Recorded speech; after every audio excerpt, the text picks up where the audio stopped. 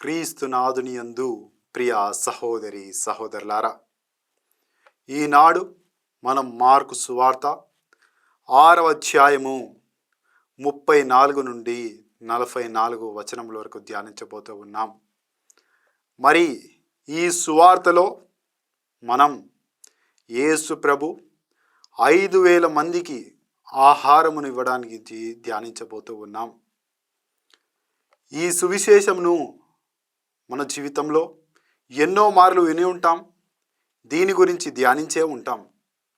కానీ ఈనాడు తల్లి శ్రీసభ మనలను ముఖ్యంగా 2 అంశాల గురించి ధ్యానించమని పిలుపునిస్తూ ఉంది.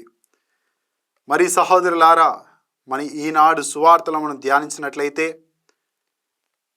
యేసు ప్రభు యొద్దకు శిష్యులు 5 రొట్టెలను 2 చేపలను తేవడం మనం చూస్తూ ఉన్నాం.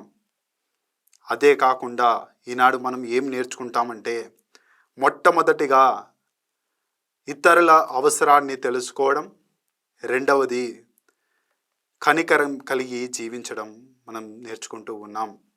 మరి మొట్టమొదటి దాని గురించి మనం ధ్యానించినట్లయితే ఇతరుల అవసరాన్ని తెలుసుకోవడం. అదే ఈరోజు సువార్తలో మనం చూస్తూ ఉన్నాం. యేసు ప్రభు అతని యొద్దకు వచ్చిన ప్రతి వారికి ఆహారం అందించాలని ఆయన వారి అవసరమును తెలుసుకున్నాడు. మరి మన నిజ జీవితాలలో మన చుట్టూరు ఎంతోమంది ఉంటారు.